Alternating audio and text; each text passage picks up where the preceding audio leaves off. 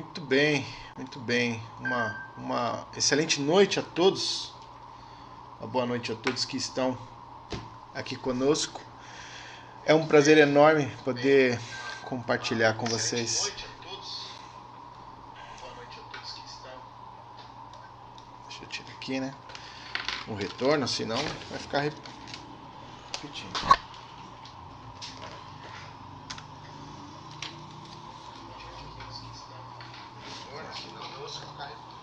É um prazer enorme poder compartilhar com vocês. Pronto, agora foi.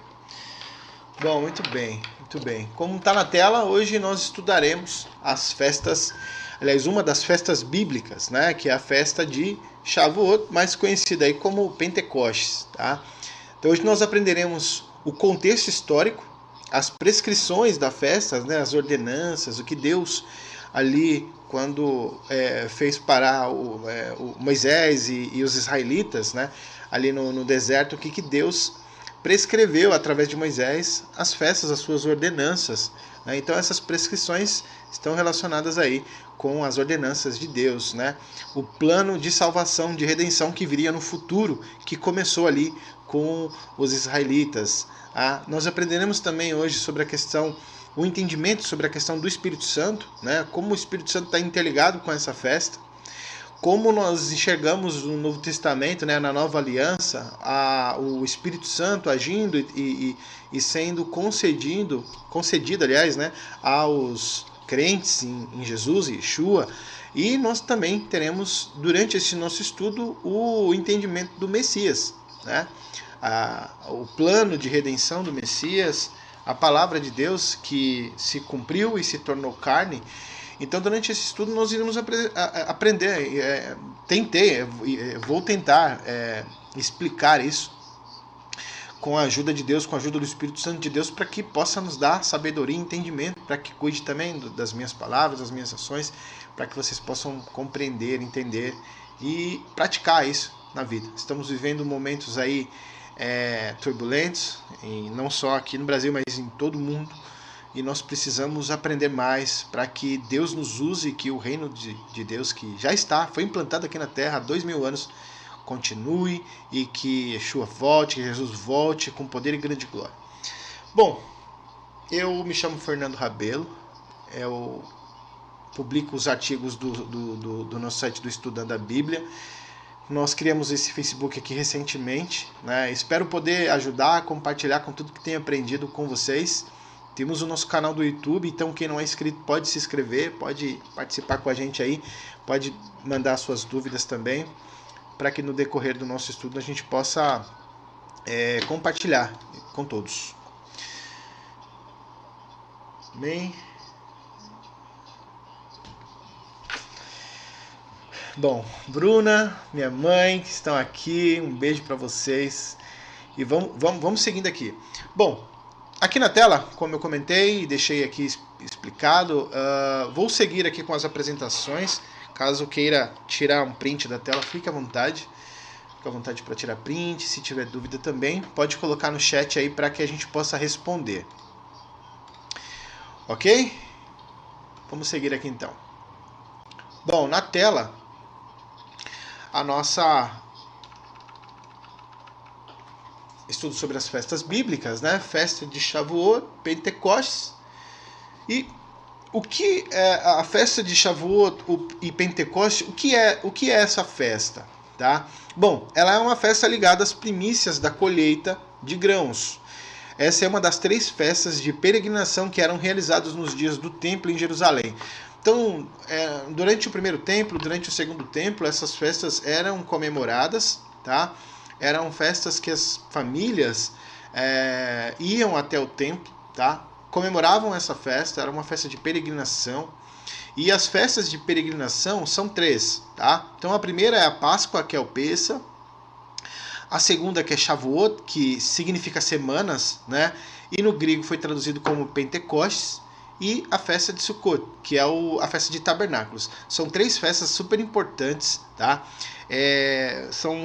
Às vezes nós falamos festas, nós entendemos no sentido literal de festança, sim, obviamente, mas ela aponta, né, aqui em Levítico, ela aponta para o Messias, ela aponta para o tempo de redenção, e ela nos ensina também a glorificar a Deus, tá? Nós temos 3 festas e essas 3 festas trazem um significado super importante que durante esse estudo eu quero poder explorar com mais detalhes, tá? Iniciando com a Páscoa, com o Pentecostes e com o Tabernáculo. Bom, Páscoa, só para a gente já contextualizar, no contexto histórico dos israelitas, foi onde Deus tirou, né, o povo como escravo do Egito, né? Quando eles saem do Egito, a primeira festa que eles comemoram ali, já na noite, é a festa de Páscoa. E em seguida, né, Bicurim, que é a festa dos pães sem fermento, que era durante 7 dias. A gente vai entender o significado espiritual por detrás disso. Nós temos a festa das semanas, que aí são 50 dias, né, das suas primícias. E depois nós temos a terceira festa para concluir Sukkot, que é a festa de tabernáculos, que é onde Deus Deus ele se revela e se faz presente, né? Tabernaculando, essa palavra, tabernaculando conosco, com os teus filhos. Então são 3 festas super importantes. Bom, o que significa então primícias? Primícias são as primeiras coisas de uma série. Então podemos considerar primícias como os primeiros frutos, os primeiros grãos, os primeiros animais. Então tudo aquilo que vem primeiro, tá? Primícia. E isso a gente vai entender o que está relacionado com a festa de Shavuot, ok? Na tela aqui, Shavuot significa semanas, no plural em hebraico, tá? No singular é Shavua, que é semana, Shavuot, semanas em hebraico. O Pentecoste, que é o mais conhecido hoje, o Pentecostes, significa 50º. Então foi traduzido do grego como Pentecostes, pois era o 50º dia depois da Páscoa, tá? O que significa essa festa? Em Levítico 23, nós temos um capítulo inteiro falando sobre as solenidades de Deus para com Israel. São as santas convocações para as festividades fixas, né? A festa de Shavuot, ela depende de outra festa para ser realizada, a festa da Páscoa. Então, o Shavuot deverá ser contado a partir da festa de Páscoa, ou seja, no dia 14 de Nisan, né? Nisan é o nome do mês do calendário hebraico depois do exílio babilônico, e antes do exílio babilônico era a Bíblia, tá? Você vai ver lá na sua Bíblia, se você usa uma Bíblia de estudo, uma Bíblia que tem ali o hebraico, por exemplo, você vai ver que é a Bíblia, o mês de Abib. E o mês do 14 de Nisan é os meses aqui entre março e abril do nosso calendário gregoriano, tá? 7 semanas contará e será comemorado no dia seguinte, Levítico 23, do 15 ao 16. Por quê? Essa festa de Pentecostes, ela precisa de acontecer a festa da Páscoa, tá? Nesse ano aqui no nosso calendário, a festa da Páscoa ela foi a partir do dia 27 de março. 27 de março, a noite de Páscoa. No dia 28 de março foi começado a contar o Homer, né? Os 50 dias do Pentecostes. Então hoje, dia 16, é o dia de Pentecostes, contado a partir do dia 28 de março desse ano, tá? Nós temos aqui como tradição comemorar a Páscoa no segundo mês, né, de abril, se eu não me engano, março, abril, mas só que nós temos que considerar o calendário original, né, o hebraico, que é no dia 14 do calendário dos judeus. E nós temos que foi realizado no dia 27 e 28, ok? Levítico 23:9 aqui na nossa tela. E falou Deus a Moisés: fala aos filhos de Israel e diz-lhes: quando vierem a entrar na terra que estou dando e cortarem a sua ceifa, trareis ao sacerdote um homer das primícias de sua ceifa. O sacerdote apresentará ao Senhor em seu favor para ser aceito por Deus. Essa ordenança foi dada para quando os israelitas entrassem na terra prometida e ali habitassem. Como eu comecei. No livro de Êxodo, no capítulo 40, nós vemos Moisés preparando o tabernáculo, aliás, concluindo, né, o tabernáculo. Então tem o tabernáculo e tem também a tenda do encontro. São duas coisas diferentes, mas que estavam ali no mesmo local. Ali no capítulo 40 nós vemos Moisés concluindo as instalações, preparando o tabernáculo e a tenda do encontro para que Deus pudesse vir, pudesse consagrar ali aquele local e conceder a presença dele. Foi o que ocorreu, né? A nuvem veio, encheu ali a tenda do encontro, né? Todos tiveram que se afastar e ali começa e dá início, né, ao processo de Israel, né? O povo israelita, ok? No livro de Êxodo, né, no capítulo 20, nós temos as leis. Então, a partir dali, já começa a congregação de Israel, né, a Carral. E aqui já começa a ter uma identidade de povo. Aqui já começa a ter uma identidade dos israelitas, onde Deus separa aquele povo e cumpre a sua palavra que deu ali com Abraão. Essa ordenança dada por Moisés, vinda da parte de Deus, está apontando para quando entrasse na Terra Prometida. Então Moisés não entrou na Terra Prometida, ele só pôde avistar, mas ele já estava prescrevendo o que os israelitas, né, as outras gerações, deveriam fazer quando entrasse na Terra Prometida. Tá?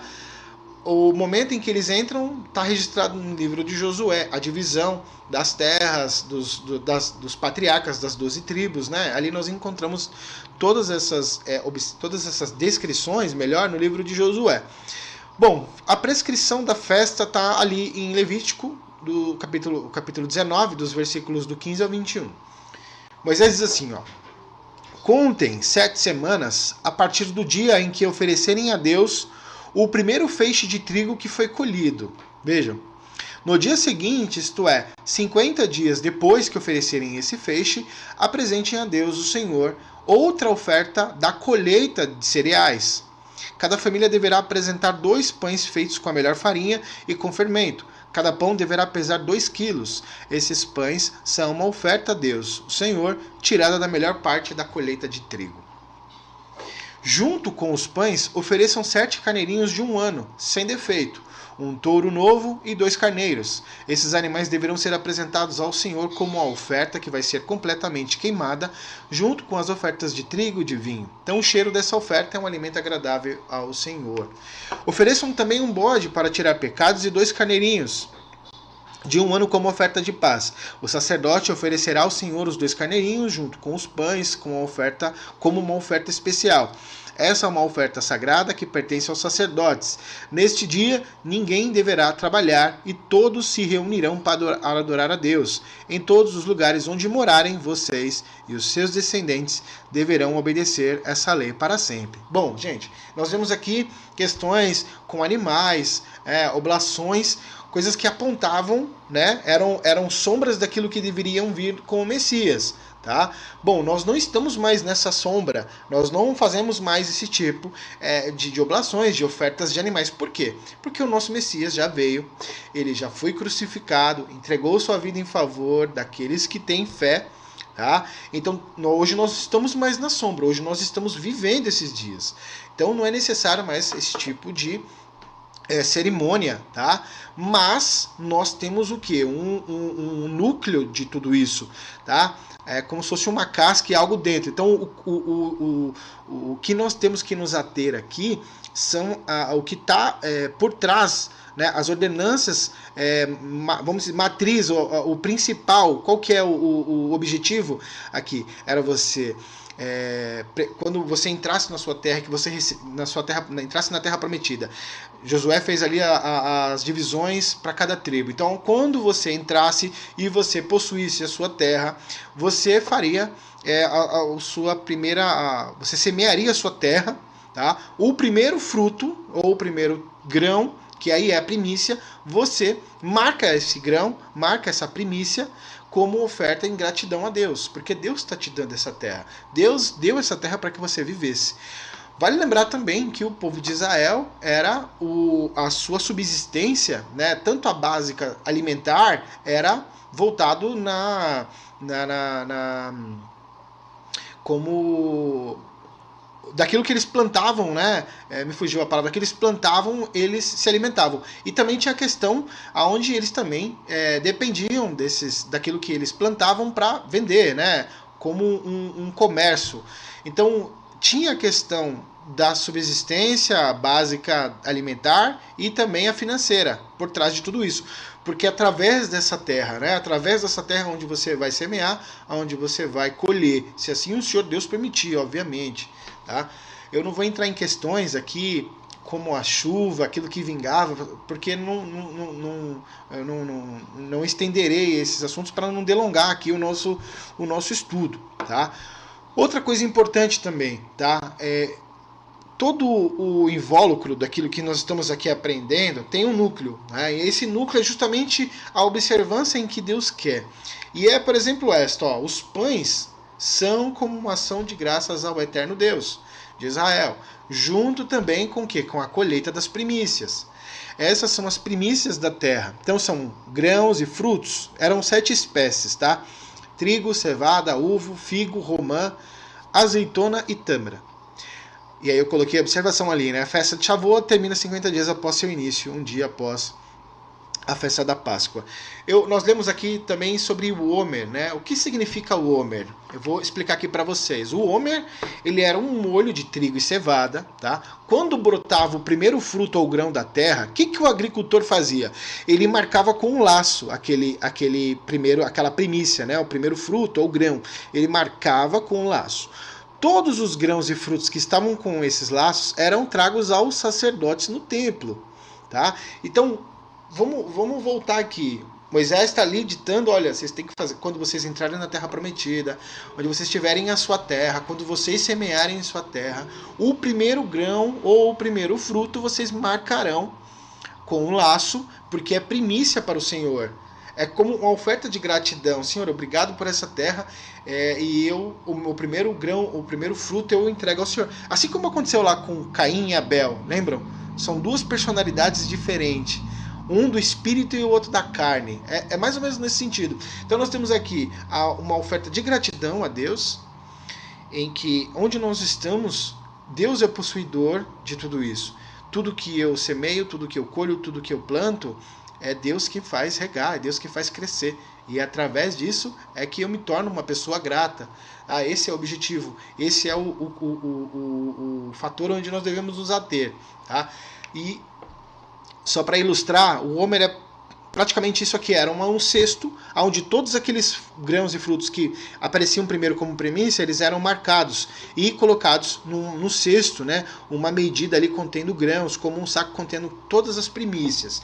As famílias, depois da festa da Páscoa, no dia seguinte, eles faziam as suas...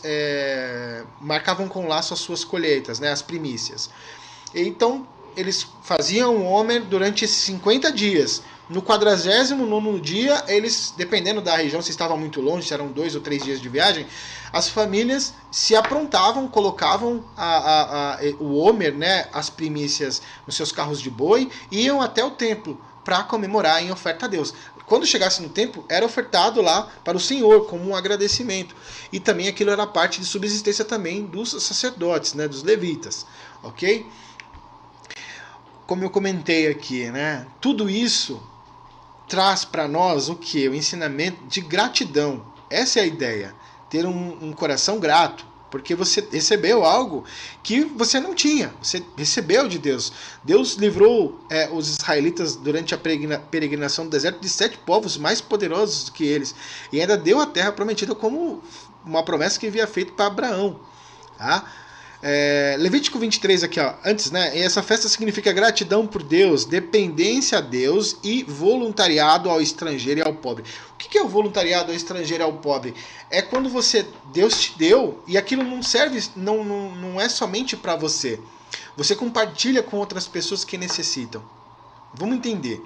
Levítico 23, 22 diz assim, ó: quando fizerem a colheita do trigo, não colham as espigas dos pés que ficam na beira do campo, nem volte atrás para pegar as espigas que não tiverem sido colhidas. Pega aquilo que está superficial, aquilo que vai manter a subsistência básica e financeira, tá? Não colham até o pé, deixe aquilo para os mais pobres, o estrangeiro. Tá? É isso que Deus está dizendo. Deixe essas espigas para os pobres e os estrangeiros.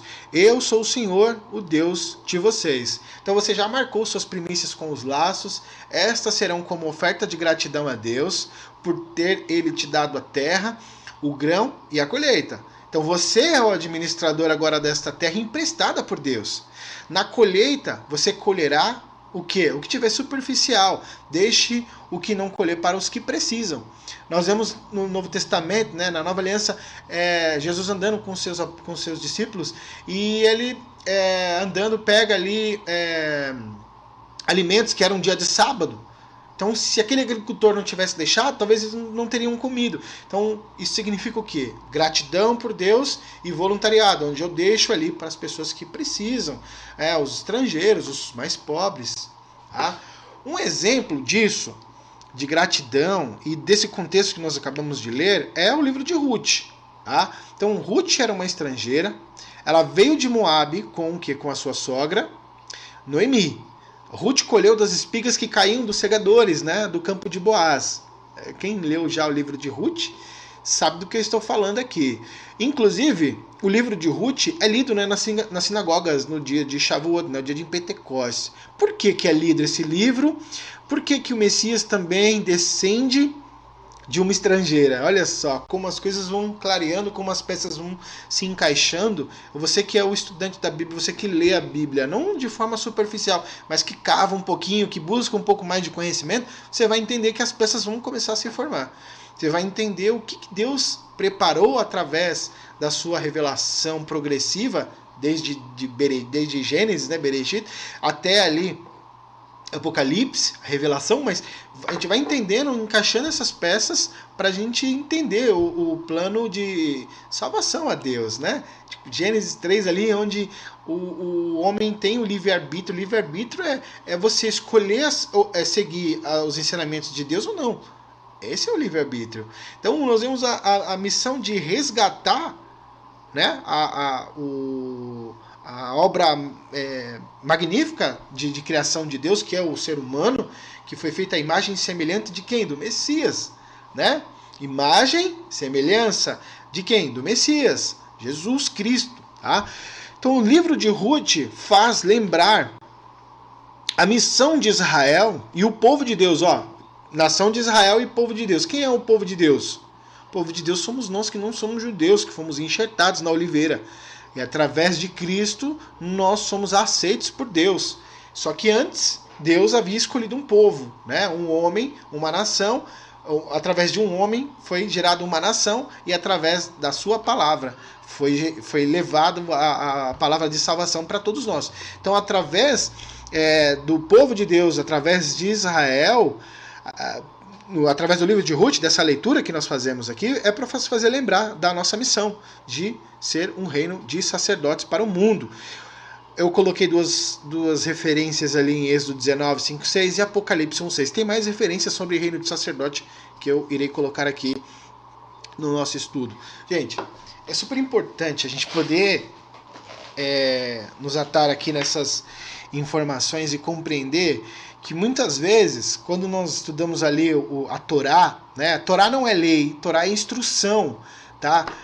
Ou o Pentateuco, né? Que são os 5 livros que são da autoria a Moisés, o livro de Êxodo, o livro de Levítico. Também muitas vezes as igrejas, as suas escolas dominicais, talvez não ensinam, talvez não levem esse conhecimento às pessoas.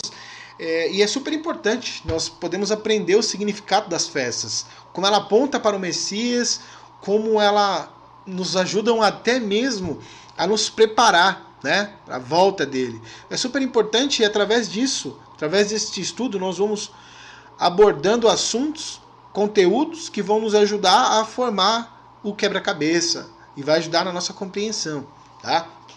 Bom, retomando aqui as informações que eu havia passado em relação ao agricultor, que marcava ali a sua primícia, o agricultor e sua família que levava ao templo as suas primícias, o Homer, Só que tem algo importante aqui, algo super importante. Vejam, Deus te deu uma terra, hoje talvez você seja rico através dessa terra. Talvez hoje suas propriedades aumentaram, sua família cresceu e talvez, muitas vezes nós vemos pessoas, infelizmente, né, ostentando, né? Poxa, tenho tudo aqui eu tenho, às vezes eu compartilho ou não com outras pessoas, mas eu sou dono daqui onde eu tenho. Há uma ressalva aqui importante que eu vou passar para vocês, é o que Moisés deixou, tá? É melhor colocar na tela. Então tá aqui, ó. Deuteronômio 26, no versículo 5. Há uma ressalva por Moisés, alertando os israelitas de como eles deveriam agradecer a Deus pela colheita, tá? De Shavuot, Pentecostes, como é a atitude do servo de Deus, como essa pessoa deve abordar isso, a se portar, né, perante outros, e também como deveria ter o espírito dessa pessoa de agradecimento. Infelizmente, como eu comentei, hoje em dia é muito comum vermos pessoas se vangloriando dos bens que possuem, ostentando e até humilhando outras pessoas por serem o quê? Mais abençoadas. Por quê? Por suas posses, coisas financeiras, coisas tangíveis, né? Coisas materiais. Mas o Filho de Deus, que é eu, você, e se você não é, você vai ser, não deve ter atitudes assim. A Torá, ela nos ensina algo contrário a isso. Tá? Enquanto mais formos abençoados, mas teremos que ser gratos e compartilhar com outros necessitados. Essa é a mensagem que Deus nos dá, e essa é a mensagem que está em toda a Bíblia. Todas essas prescrições, tudo que nós temos aqui, é para nós vivermos bem aqui nessa terra, né? Como o manual do fabricante, que é a Bíblia. Tá? Então vejamos aqui o que está escrito nas Escrituras em relação ao servo do Senhor quando ia ao templo ofertar suas primícias. Então, Deuteronômio está 26:5. Se quiser pegar sua Bíblia, está aqui na tela. Então, na presença do Senhor, você fará esta declaração. Observem essa declaração e absorva essas informações que você vai entender. Ó. O meu antepassado foi um arameu que não tinha lugar certo onde morar. Esse arameu aqui é Jacó, Israel. Ele foi com a família para o Egito e ali eles moraram como estrangeiros. Quando chegaram lá, eram poucos, mas aumentaram em número e se tornaram um povo grande e forte. Os egípcios nos maltrataram e nos obrigaram a fazer trabalhos pesados. Então oramos, pedindo socorro ao Senhor, o Deus dos nossos antepassados. Ele nos atendeu e viu a nossa aflição, a nossa miséria e como éramos perseguidos. Com a sua força e com o seu poder, ele fez milagres, maravilhas e coisas espantosas, e nos tirou do Egito e nos trouxe até esta terra que nos deu, uma terra boa e rica. E agora, ó Senhor Deus, eu te ofereço a minha primeira parte das colheitas da terra que me deste. Então vejam que antes de você ofertar isso para Deus, aliás, né, não a Deus, ao sacerdote, você tinha que ir lá, se ajoelhar no templo, em frente ao sacerdote e fazer esse agradecimento a Deus. Porque você não tinha nada. Meu antepassado era um arameu, não tinha nada. Se você pegar a história de Jacó foi para morar com seu tio Labão, ele não tinha nada, só tinha uma mochila. Ele só tinha, né, uma mochila, né, se falar mochila, você vai entender que é essa mochila. Ele só tinha uma bagagem ali, ele não tinha nada, ele voltou com o quê? 4 mulheres, isso é correto? Não, não é correto isso, gente, tá? Mas eu estou explicando o que está escrito nas Escrituras, tá? 4 mulheres, 12 filhos, muito gado, muito animal e com medo de seu irmão Esaú. Então vejam que Deus deu para Jacó, né, que ali, quando ele em Penuel ali, ele atravessa e tem um nome trocado, acontece o batismo dele. Sim, o batismo mesmo. Ele troca o nome de Jacó, o ludibriador, por Israel. Isso mesmo. Então vejam que há uma troca de identidade de Jacó para Israel. Como que Deus vai escolher alguém para ser a luz de Deus, refletir a luz de Deus neste mundo, sendo ludibriador, sacana? Não tem como. E isso é passado para nós, tá? Se hoje somos sacerdotes de Deus, temos que ser iguais a Jesus andou, ok? Então, o servo de Deus, quando chegava de frente ali no templo, quando fazia a sua oferta de agradecimento a Deus, ele tinha que ter um espírito assim, grato. Ele tinha que se ajoelhar a Deus e falar: Senhor, eu não tinha nada, o Senhor me deu tudo, me deu uma terra, e aqui está a minha primícia, muito obrigado. E aí, ó, vou seguir aqui, ó, tá aqui na tela, ó. E agora, ó Senhor Deus, eu te ofereço a minha primeira parte das colheitas da terra que me deste. Depois, coloque essa oferta diante do Senhor, nosso Deus, e ajoelhe-se na frente dele. Ó. Fique alegre por causa de todas as coisas boas que o Senhor Deus deu a você e a sua família, e faça uma festa com os levitas e com os estrangeiros que moram onde você vive. Vejam, você vai lá no templo, agradece, leva a sua família, tinha um ambiente de festa, de comemoração, Hag, Shavuot, festa de Shavuot, e é isso mesmo. E aí nós temos toda uma instrução por detrás, dada por Deus, de como é o espírito do servo de Deus. Esse agradecimento, esse espírito de gratidão, ok? Vamos entender o contexto de Êxodo e Levítico, né? Eu já abordei isso aqui lá no início, mas eu vou retomar aqui. Tudo isso está acontecendo em meio ao deserto, tá? Moisés está prescrevendo todas essas informações no meio do deserto. Êxodo 40, Moisés prepara o tabernáculo e monta a tenda do encontro. Gente, tabernáculo e tenda do encontro são duas coisas diferentes, tá? Para você ter uma ideia, a tenda do encontro, o nome tenda, ele tem um significado hebraico importante, é onde Deus se revela. Então, tenda não é só uma tenda, é uma tenda onde Deus se revela. E Deus se revelava a Moisés tete a tete, face a face. Falava como eu estou falando com você agora que está me vendo. Então Deus falava assim com Moisés. E com os profetas, com outras pessoas, era através de visões, através de sonho. Muitas vezes quando Deus falava com Moisés, Moisés tinha um rosto iluminado. Ele teve até que cobrir aquela luz. Para você ter uma ideia, o tanto de glória que Deus tem e que o contato, o fato de você ter contato com ele, você acaba tendo essa glória contigo. Essa luz que vem de Deus. Tá? Então, seguindo aqui, ó, Êxodo 40, Moisés monta o tabernáculo e monta a tenda do encontro. Neste momento, a nuvem cobre o tabernáculo, consagrando o local para a habitação de Deus em meio ao seu povo. O livro de Levítico trata dos aspectos morais, aspectos religiosos e aspectos sociais do povo.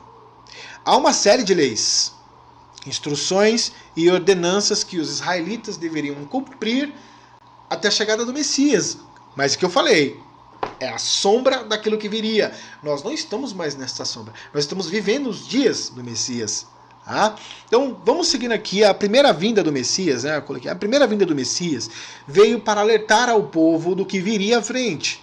Além disso, o Messias veio como resgatador do seu povo, trazendo as ovelhas perdidas e abrindo a salvação para toda a humanidade.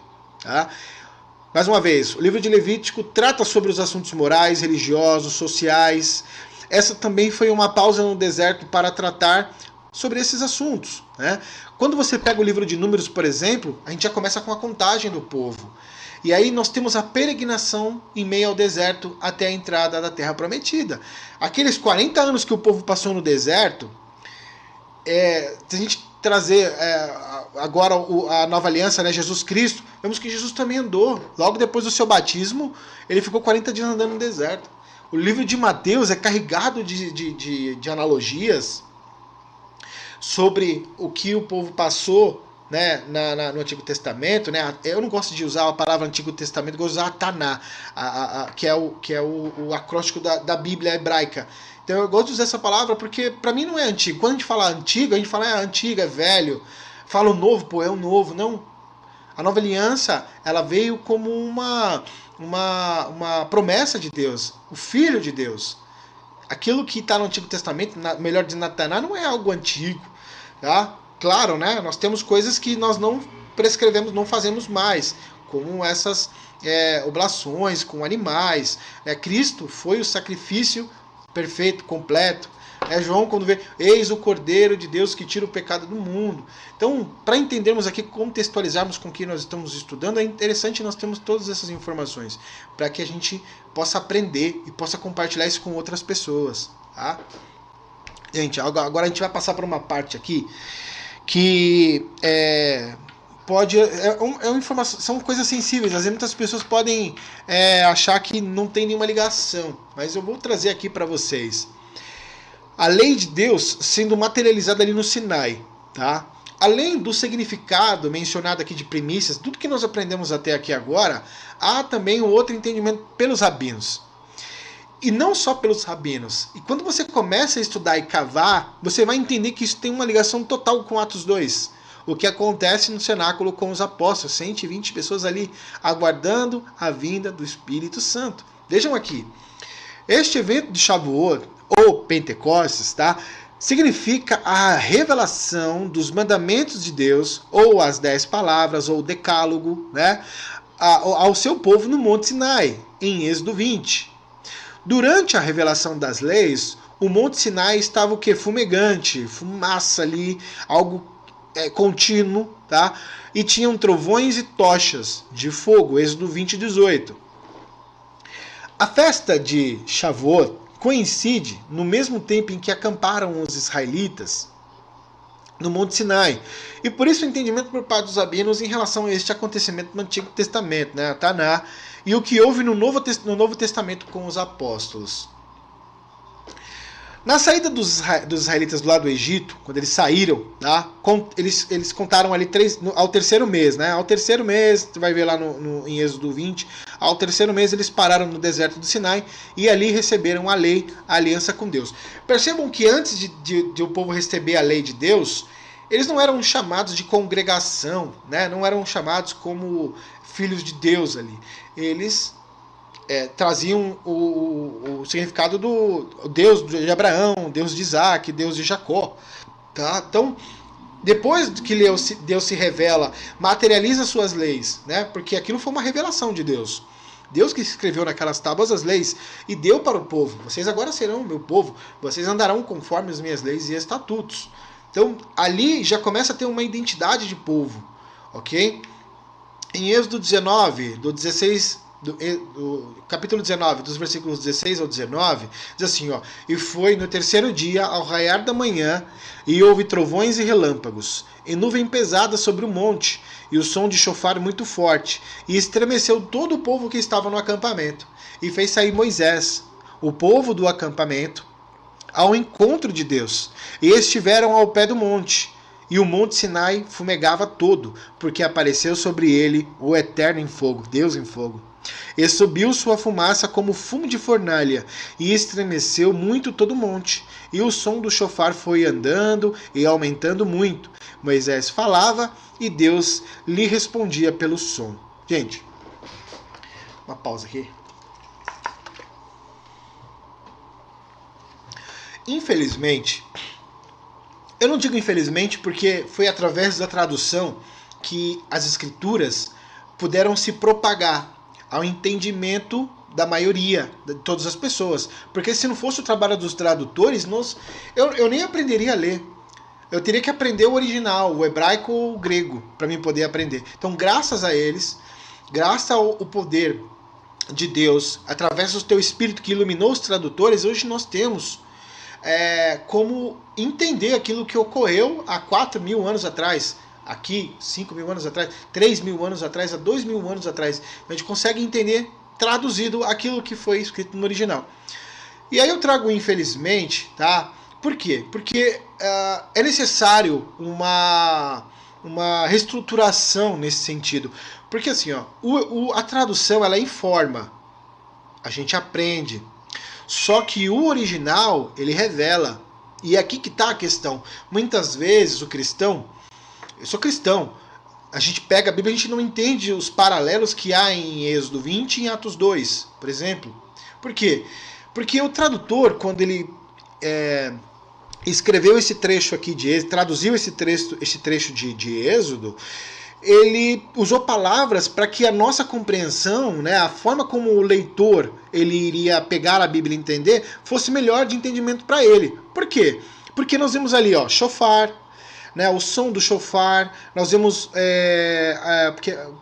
Deus falando, se personificado através, né, melhor dizendo, sobre fumaça, sobre fogo, personificado.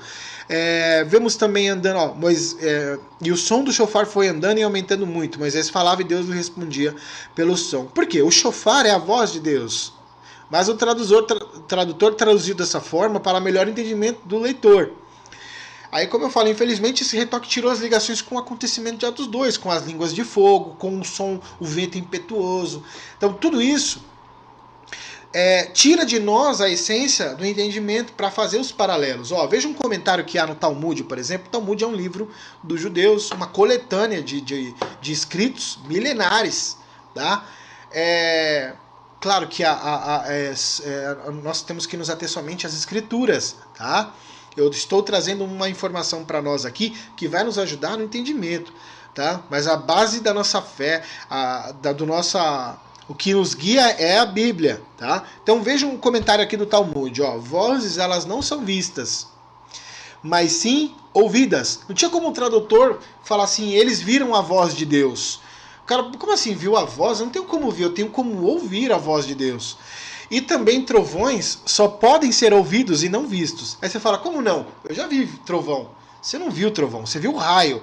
O trovão é quando você ouve, porque os raios são descargas elétricas. Já o trovão é o quê? É o som que propaga, ok? Então, vozes não são vistas, mas sim ouvidas. Trovões só podem ser ouvidos e não vistos. Mas o sentido exato da frase é que o povo percebeu as vozes que acompanharam os trovões. Deus falava, tinha os trovões. Deus era o próprio raio. Não somente o shofar, como eu mencionei aqui agora, alguns segundos atrás, tá? Então o povo compreendeu a substância divina, tá? Deste aviso acompanhado de trovões e relâmpagos. Agora sim a gente consegue compreender qual era o significado que era Deus se falando, Deus se revelando a seu povo, e o que eles viram era Deus personificado. Claro que Deus é imenso, a gente não consegue nem imaginar o início, né, ter, sei lá, um paralelo, alguma coisa que possa nos relacionar Deus através de alguma imagem, tá bom? Mas continuando aqui, como o texto menciona kolot, são vozes no plural e não kol, né, no singular. Então podemos deduzir que a voz do Sinai, ela dividiu-se em 70 vozes. Eu vou explicar isso melhor para vocês. Dividiu-se em 70 vozes, em 70 idiomas, para que todos os 70 povos da época pudessem ouvir e entender no seu respectivo idioma ou vernáculo a proclamação que vinha da parte de Deus no Sinai.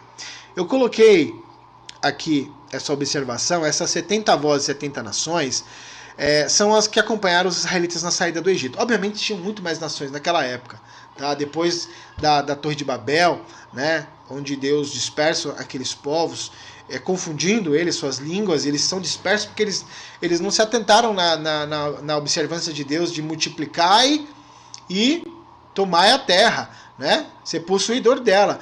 E o povo ali da Torre de Babel quis ficar, não, faremos uma torre e seremos iguais a Deus e nós não iremos nos dividir. E Deus vai lá, né, e separa aquelas pessoas. Então, ali esse acontecimento que acontece ali no Monte Sinai são 70 vozes e 70 nações, é um número simbólico, tá? Porque tinham muito mais.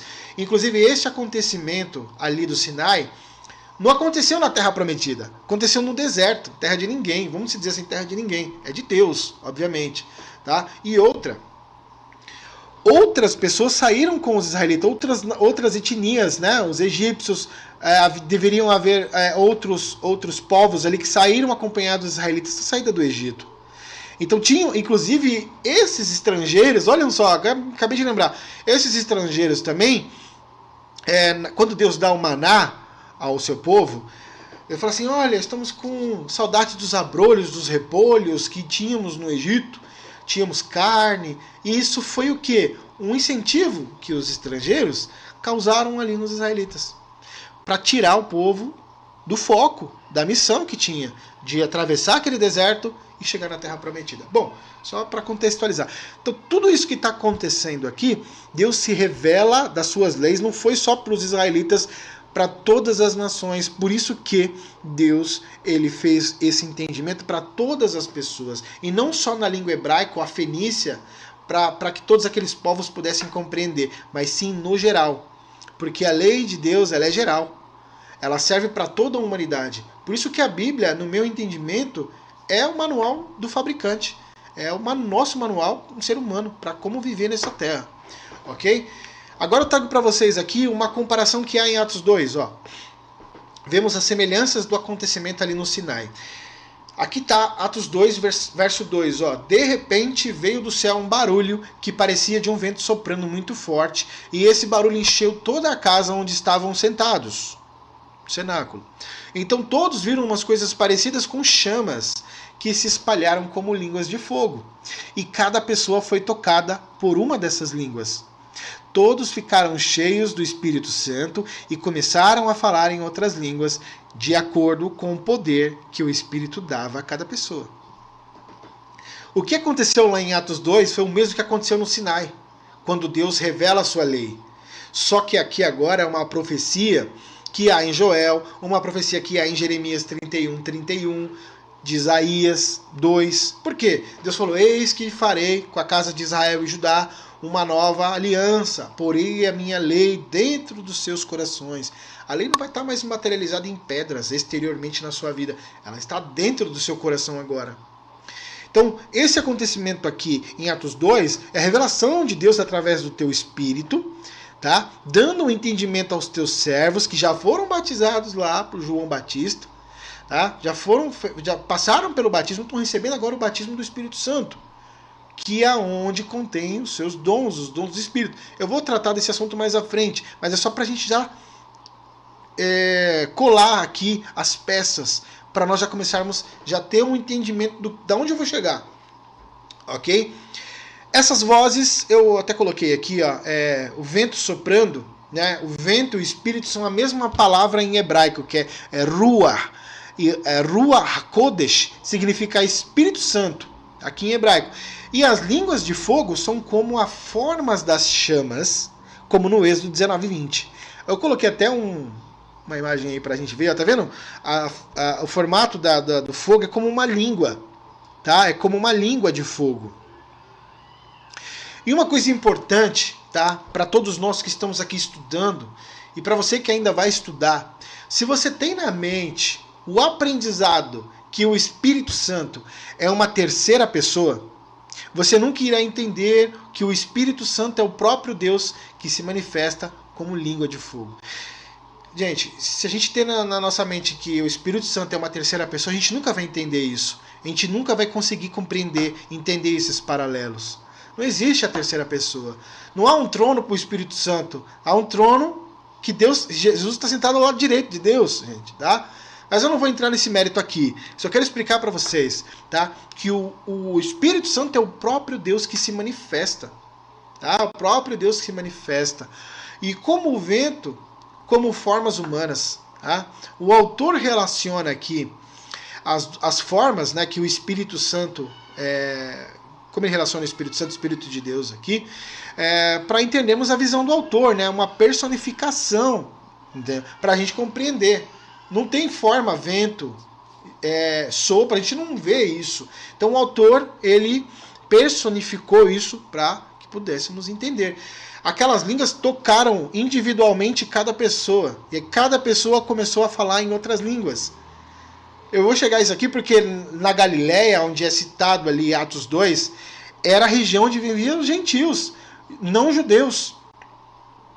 E todos que estavam ali tinham gente da Babilônia, tinham estrangeiros que moravam próximos ali de Israel. Vou pegar a leitura depois para ver, para não confundir aqui os locais onde essas pessoas moravam, mas cada um entendia na sua própria língua. Olha, se a gente pegar lá a Torre de Babel, que separou e deu novas línguas às pessoas, aqui agora o Espírito Santo está unindo as pessoas por um único entendimento.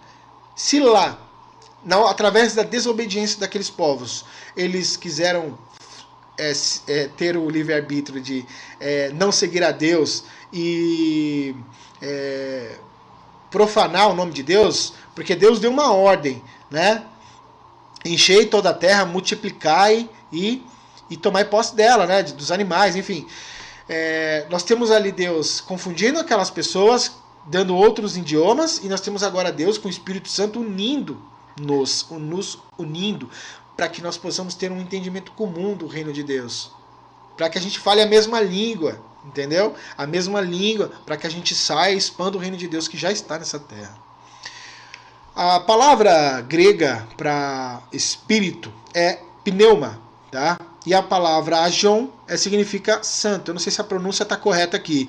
Então, pneuma, agion é Espírito Santo traduzido no grego, tá? Aí eu até coloquei aqui, a utilização varia. Em alguns, quando você lê a Bíblia, por exemplo, em grego, eu não estou muito familiarizado com o grego, mas eu estou aprendendo, tá? Então, em alguns casos, ele se refere ao Espírito de forma geral e ao termo espiritual, e possivelmente se refere ao Espírito Santo. Nos poucos, o termo pode significar também aí, ó, sopro ou vida, que em hebraico é ruah, tá? Aqui na tela. Este acontecimento em Atos 2 foi a renovação da aliança com o Espírito de Deus, assim como foi lá no Sinai. Agora a lei de Deus está no coração de cada um dos teus servos, através do Espírito Santo de Deus. A lei de Deus agora sai de Sião, e não mais do Sinai. Vejam, a lei sai de Sião agora, onde os apóstolos estavam reunidos, e não mais do Sinai. Assim como está escrito em Jeremias 31, vai chegar o dia, diz o Senhor, em que farei uma nova aliança com o povo de Judá e Israel. Essa aliança será diferente do que fiz com os seus antepassados. Quando tomei os israelitas pela mão, tomei pela mão, tirei o meu povo do Egito, eu tinha escolhido Israel como minha esposa, mas o povo não me quis, quebrou minha aliança, por isso também rejeitei, diz o Senhor. Tá? Esta é a aliança que farei com o povo de Israel depois daqueles dias, diz o Senhor. Gravarei as minhas leis no coração e na mente deles. Serei o seu povo, serei o seu Deus, serei o seu Deus e eles serão o meu povo. Já não, observem, já não será necessário ensinarem uns aos outros como conhecer o Senhor. Todos eles me conhecerão, tanto os grandes quanto os pequenos, diz o Senhor. Aí vejam só, perdoarei todas as desobediências do meu povo e esquecerei completamente os seus pecados. Jeremias 31 está dizendo que Deus colocará a sua lei no coração e na mente das pessoas. Quando Jesus Cristo, em Lucas 24, diz assim, Jesus subiu aos céus, disse, espere o dia de Shavuot, Pentecostes, tá? Para vocês receberem o Espírito prometido. E aqui acontece isso.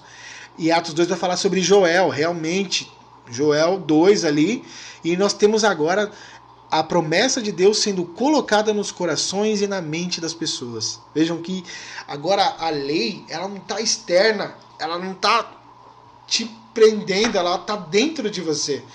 Quando você recebe o Espírito Santo de Deus, é algo natural. Você agir conforme os mandamentos de Deus, conforme os ensinos de Deus.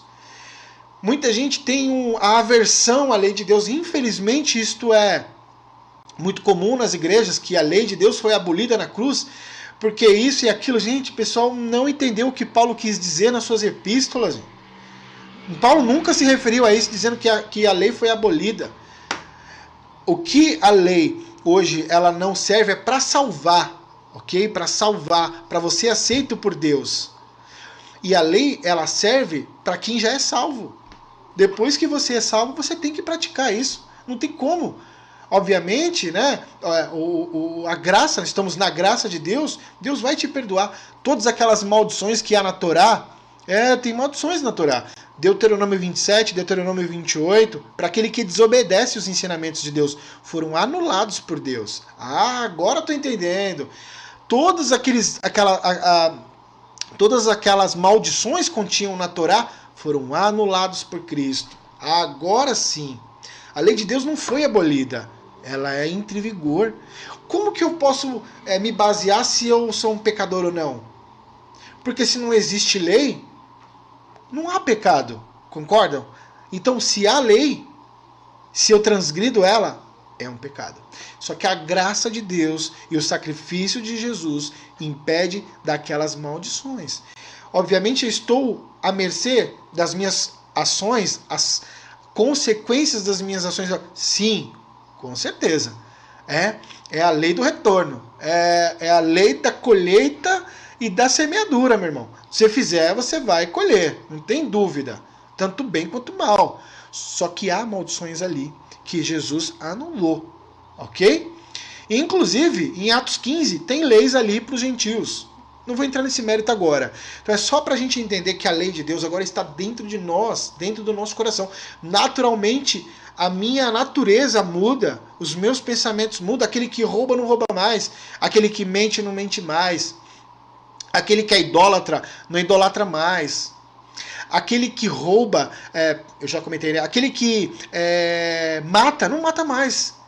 Agora a natureza dessa pessoa muda, porque Deus está dentro dessa pessoa. Somos o templo de Deus. Entenderam? Vamos seguir aqui agora para entender o que Isaías 2, quando escreveu.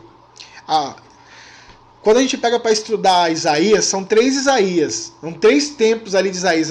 Isaías 1, 2 e 3. A gente está lendo Isaías 1 aqui, que é dos capítulos 1 ao 39.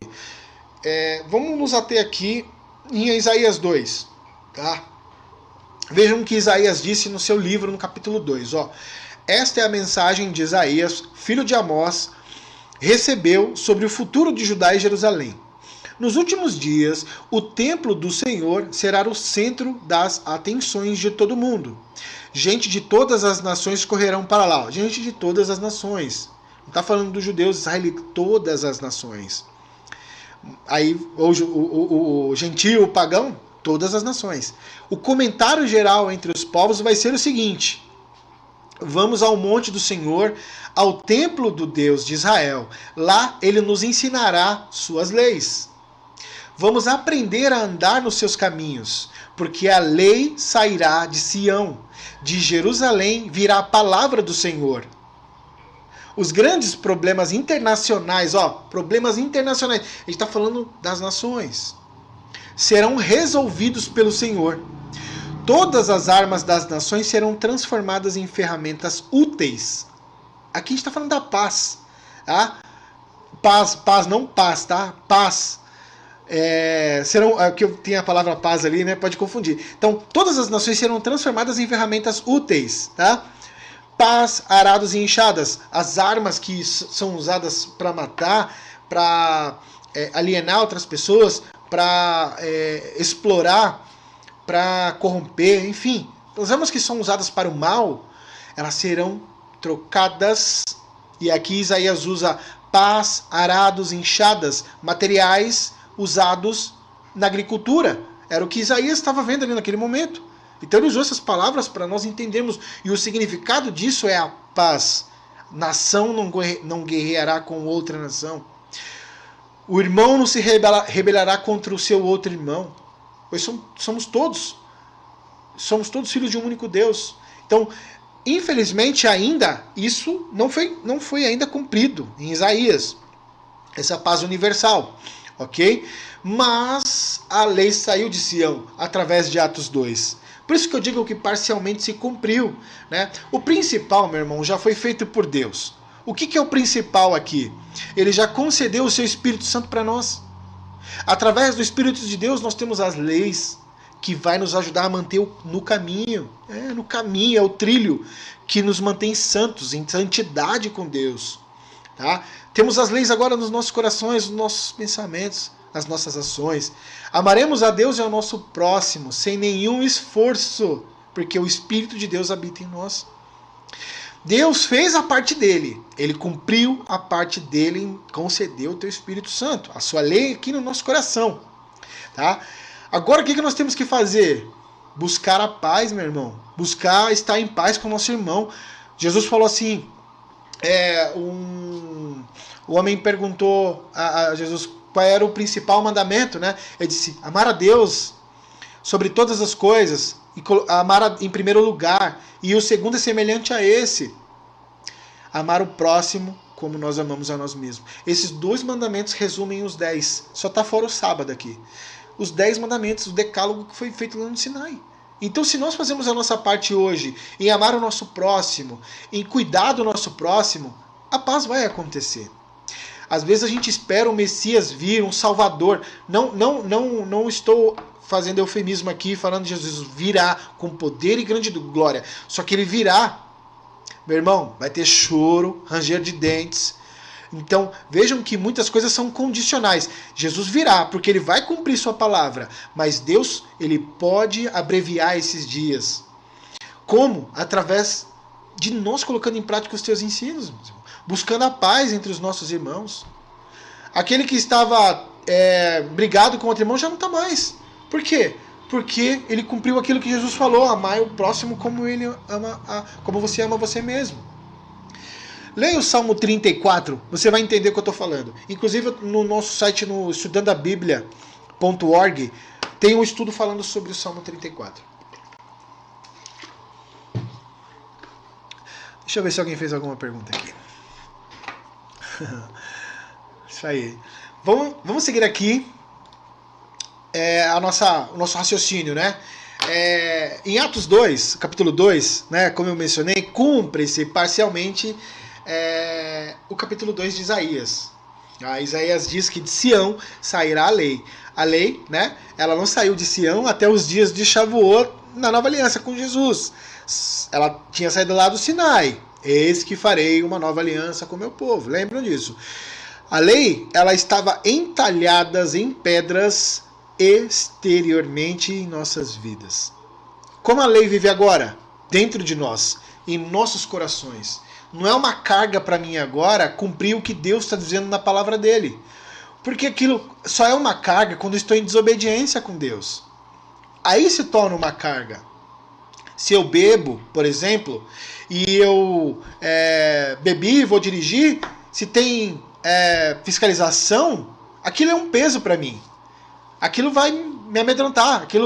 Se o guarda me parar, se a polícia me parar, por exemplo, o que vai acontecer? Vou ser preso. Então aquilo é um peso, uma carga para mim. Mas se eu bebo, por exemplo, e estou no banco não do motorista, né? Eu estou como passageiro. Acabou. Agora, se eu não bebo e dirijo, melhor ainda. Nada vai fazer com que eu esteja em desacordo com a lei, com as leis locais, nacionais que temos, por exemplo. Então não é mais um peso, porque eu cumpro aquilo naturalmente. O Espírito é vivificado dentro de nós naturalmente. Ok? Vamos entender aqui como e quando aconteceu os paralelos de Atos 2 e Êxodo 20, tá? Êxodo 19, vejam só. No 3º mês de saírem os filhos de Israel da terra do Egito, neste dia chegaram ao deserto do Sinai e acamparam no deserto. E acamparam ali Israel em frente ao monte. E Moisés subiu a Deus no monte e chamou o Eterno desde o monte, dizendo: assim, Deus diz para ele, assim dirás à casa de Jacó e anunciarás aos filhos de Israel. Vejam o que Deus disse. Tendes visto o que fiz no Egito, e vos levei sobre asas de águia, e vos trouxe a mim.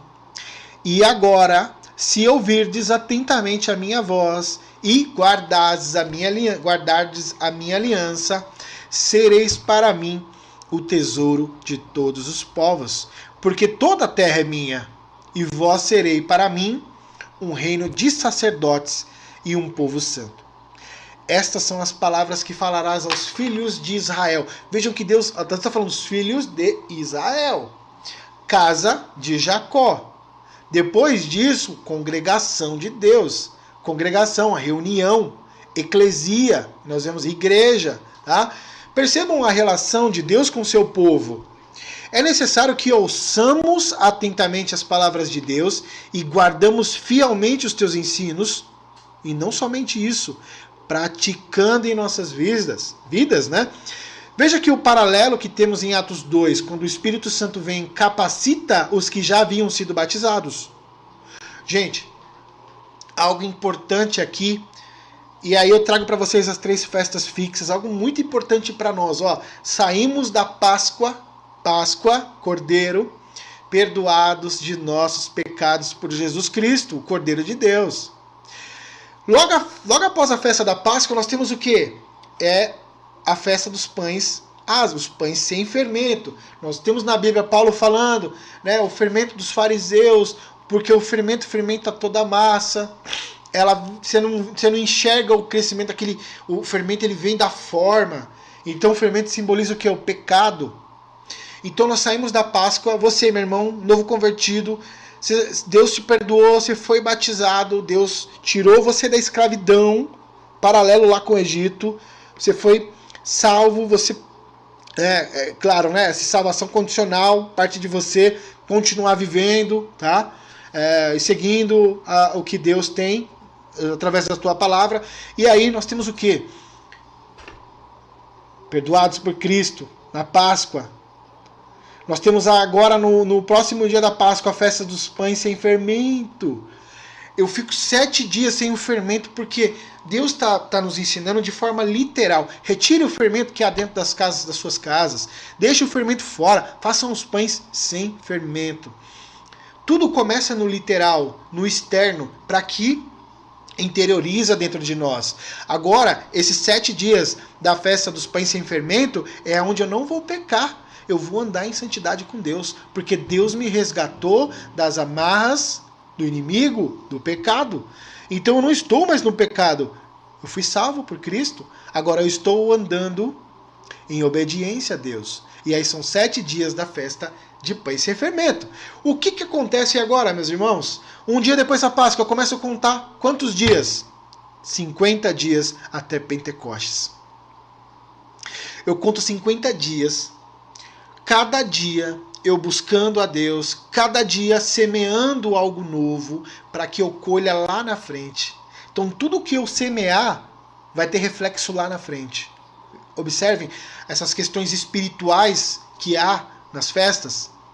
Começam a entender agora que o que Deus está prescrevendo para nós através de coisas literais serve para nós, para a gente seguir tudo aquilo que Deus está nos dizendo. Páscoa, festa dos pães sem fermentos, Shavuot, Pentecostes, você recebe o quê? Os dons de Deus através do Espírito. Vejam só, agora você está andando com Deus e vai praticar as boas novas. Você vai praticar aquilo que Deus instruiu aos seus profetas através dos dons do Espírito. Os seus profetas, os seus líderes, os seus patriarcas, tá? Temos uma contagem de 50 dias onde nós produziremos os frutos do reino de Deus.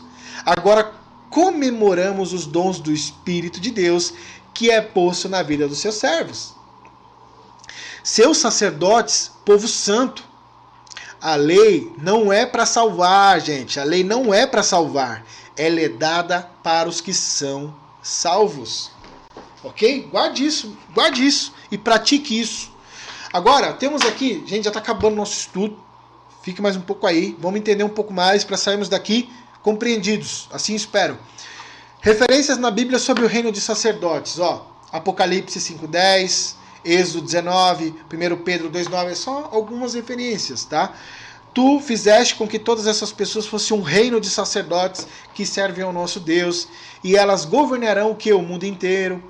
Apocalipse 1:6. E fez de nós um reino de sacerdotes, a fim de servirmos a Deus e Pai. A Jesus Cristo sejam dados a glória e o poder para todos sempre. 19 já lemos. 1 Pedro. Olha o que Pedro está dizendo na sua epístola. Mas vós, segunda pessoa, vós, sois a geração eleita. O sacerdócio real, a nação santa, o povo adquirido, para que anuncieis as virtudes daquele que vos chamou das trevas para a sua maravilhosa luz. Como que eu vou ser luz não praticando os ensinos de Deus? Eu estou na graça. Estamos na graça. Só que você precisa praticar a lei de Deus na sua vida, meus irmãos. Ok? Vamos aqui, Shavuot, Pentecostes, faz Israel e o povo de Deus de se lembrarem da missão de ser luz para a terra, bênção para todos os povos da terra, de demonstrar, eu estou falando de demonstração, tá? Demonstrar o reino de Deus para os povos do mundo. Aqui são povos do mundo, porque povos do mundo são os outros que não receberam a missão de ser luz para a terra, não receberam Deus, o Messias, como seu verdadeiro Salvador, não receberam a lei de Deus no coração, meus irmãos. Aqui cumpre-se mutualmente, né, a promessa de Deus a Abraão, lá em Gênesis 2:3. Cumpre-se. Abençoarei os que o abençoarem e amaldiçoarei os que o amaldiçoarem. E por meio de você, eu abençoarei todos os povos do mundo. Abraão, a sua semente, ok? Aqui há uma identidade agora do povo judeu, tá? Há uma identidade do povo de Deus. Quando você segue, você tem uma identificação expressa através das suas leis, dos seus estatutos, dá uma ideia de uma nação, de uma identidade com legislações e leis, e conhecer a Deus e a eles mesmos, a nós mesmos, como povo desse Deus. Porque para chegar a Deus é através de Jesus. Para andarmos como ele andou, temos que andar através da lei. Temos que seguir aquilo e andar na nossa vida conforme Deus nos prescreveu, buscando a Deus todos os dias de nossa vida. Gente, o último profeta, deixa eu vir para cá. O último profeta que atuou entre os dois testamentos, tá? A Antiga Aliança e a Nova Aliança, né? Ele alertou as gerações seguintes. Tá? Eu não gosto de usar essa palavra, mas beleza, vamos lá. As últimas palavras de Malaquias. Malaquias 4:4. Lembrai-vos da lei de Moisés, meu servo, que eu lhe mandei em Horebe para todo Israel, a saber, estatutos e juízos. Eis que eu vos enviarei o profeta Elias, antes que venha o grande e terrível dia do Senhor. É condicional, olha aqui. Ele converterá o coração dos pais aos filhos e o coração dos filhos aos seus pais, para que eu não venha e fira a terra com maldição. É condicional. Gente, Elias aqui, que ele está falando, João Batista na pessoa de Elias. Sim. João Batista na pessoa de Elias. Tá? Eu coloquei o grifo em amarelo ali, ó. E ele converterá o coração dos pais, é o Jesus, converterá o coração dos pais aos filhos e o coração dos filhos aos seus pais. Olha, é condicional. Para que eu não venha e fira a terra com maldição. Então, se a gente não quer ter uma terra amaldiçoada, e Deus vem com sua ira e destrua, nós temos que andar em obediência a Ele. Nós não temos que profanar essa terra que Ele nos deu, porque essa terra não é nossa, ela foi emprestada a nós. Jesus Cristo, a semente que desce e dá vida. Você vai entender essa ligação que eu coloquei aqui, ó. O Senhor Jesus, ele veio alertar e plainar, tá? Plainar o coração do povo de Deus. Além de alertar a geração futura do que viria pela frente, o Senhor veio como resgatador do seu povo, é o Goel, resgatador do seu povo. Ele resgatou as ovelhas perdidas do seu pai e os endireitou. Restaurou o ensino da palavra de Deus ao seu povo. Restaurar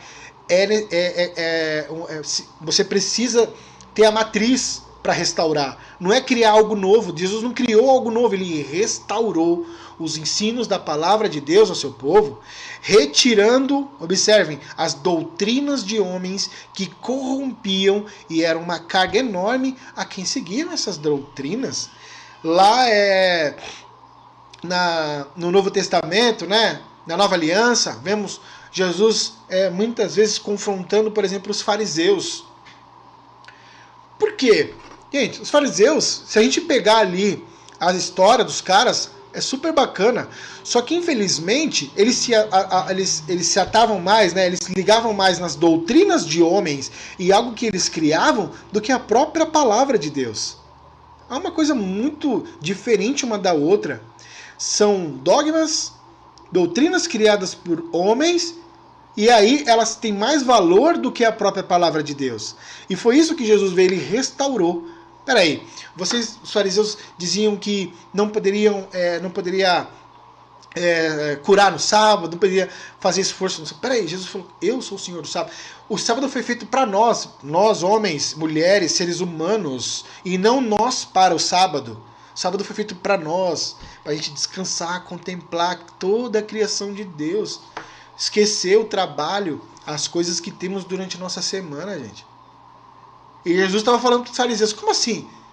Se um animal cai e fica ali no buraco, só porque é sábado eu não vou curar, não vou salvar? Vejam quanta diferença há na doutrina como um ensino de Deus que foi usado o sábado para o ser humano. Então Jesus restaurou os ensinos, mostrou... Vejam que muitas vezes nós vemos no Novo Testamento dizendo assim, e ele ensinava com autoridade, ele ensinava com excelência, diferentemente dos mestres da lei. Para a gente entender isso aí, você vai ver quando você pega o Talmud, por exemplo, que o rabino tal, que falou tal, que o primo tal, que tem que fazer isso e aquilo. Jesus, com a autoridade que Deus deu a ele, o Espírito de Deus que estava sobre ele ensinava e aplanava o caminho, ele restaurava o ensino da palavra. Essa é a grande diferença. E aqui, vamos seguir aqui, gente, para não delongar o nosso estudo. Nós temos aqui Jesus, o Cristo, né? O Salvador, o Messias, o Cristo, a semente que desce da vida. Um paralelo rápido. A passagem de João 12, do 24 ao 26, explica que a semente de trigo que cai na terra, mas não morre, será somente uma semente de trigo, ok? Mas se a semente que cai na terra, essa semente cai na terra e morre, esta sim dará muitos frutos, né? Ou trigos, aqui no caso a gente está falando de trigo. Jesus falou sobre essa comparação em meio à festividade da Páscoa e sua entrada em Jerusalém e etc. Gente, Jesus falou isso aqui antes de entrar ali, em meio à festa da Páscoa. A gente sabe o que aconteceu na Páscoa. Jesus comemorou a Páscoa verdadeira, nessa Páscoa que a gente tem hoje aí não, tá? Com os seus apóstolos. Nós sabemos tudo o que ocorreu após, com Jesus, foi entregue nas mãos dos maus. Logo após foi crucificado, mas ao terceiro dia foi ressuscitado. Então, percebemos os paralelos que há ali nas Escrituras com que Jesus em pessoa veio e cumpriu. E Jesus disse ainda para os seus apóstolos, esperem pelo dia de Shavuot, Pentecostes. O Senhor Jesus alertou aos seus discípulos, após a sua aparição ressuscitado, né, ou ressurreto, né, que ficassem em Jerusalém para receberem o Espírito Santo de Deus. Gente, Jesus falou isso depois de ter aparecido a todos os seus apóstolos, a Maria, todas as pessoas com quem ele apareceu. Olha, esperem em Jerusalém, porque o Espírito prometido descerá e vocês irão receber. Jesus, lembram? Páscoa, 50 dias, e agora eles estão recebendo aqui o Pentecostes, né? O Shavuot. Percebam os paralelos que há, tá? Agora, meus irmãos, eu quero, neste momento aqui, olhar para você aqui nos olhos, tá? Às vezes olho muito para a tela, não estou às vezes olhando para você aqui. Esse é um dia especial nas nossas vidas. Como os outros também são especiais. Só que hoje nos fazemos lembrar daquilo que Deus preparou para cada um dos teus filhos. Deus preparou para cada um, para que no reino que Ele estabeleceu nesta terra, nós, seus sacerdotes, possamos dar frutos e ser um exemplo para a vida de outras pessoas. Então, neste momento, eu oro ao Senhor Jesus, pedindo para que você receba o Espírito Santo de Deus. Então, fale comigo. Eu recebo o Espírito Santo de Deus. Eu quero receber agora, neste momento, o Espírito Santo de Deus. Eu quero ser luz para esse mundo, mas não é uma luz própria, não é uma luz que vem de você, é uma luz que é refletida sobre você. Essa luz não vem de você, ela vem de Deus. Então ore, pense comigo, se você estiver no lugar, ore em pensamento, Senhor, eu quero receber o Teu Espírito, eu quero ser luz, eu quero refletir essa luz, eu quero receber os dons que o Senhor deu, aos seus profetas, a todos que atuaram na revelação progressiva que há na Bíblia, né, na Taná, na Antiga Aliança, no Antigo Testamento. Eu quero receber esses dons, eu quero receber o Espírito do Senhor. E então fale, porque Deus vai te ouvir. E Deus fará a tua vontade na sua vida. E eu digo para vocês aqui, recebam os dons, não é singular, é plural, os dons do Espírito. O Espírito concede carisma, que autentica o que é a pregação. Os dons das línguas, dos milagres, da profecia, da sabedoria, da força ao anunciar a Jesus Cristo, apesar das perseguições, de dar testemunho a favor dele, dá poder de admissão ao que aos gentios na igreja. É isso mesmo que você ouviu. Dá poder de admissão dos gentios na igreja. Eu vou explicar isso melhor. Das observâncias legais que contém Atos 15 e 28, por exemplo. Aos gentios, ao dom do Espírito no batismo, onde acontece o perdão dos pecados. Não é? Você foi batizado, você tem uma nova vida, seus pecados foram perdoados através de Jesus. E agora, meu irmão, boas obras, pratique-as. Pratica, porque fé sem obra é morta. Tiago diz isso. Por que eu digo para você que dá poder de admissão dos gentios na igreja? Gente, a igreja ela não foi constituída em Atos 2. A igreja já existia há muito tempo. Exatamente isso que você está me ouvindo. A igreja já existia lá em Êxodo 19, em Deuteronômio 4:6, por exemplo. Porque igreja é uma tradução do hebraico que traduzido como eclésia, né? Igreja, kahal, em hebraico é congregação. E essa palavra traduzido, né? Congregação, kahal é a transliteração, foi traduzido como eclésia, eclesia, igreja. Só que há uma diferença agora, gente. Por quê? Porque não é empregado o termo no hebraico igreja, mas aqui no grego ele é trago como eclésia. E aí no latim traduzido igreja. Beleza.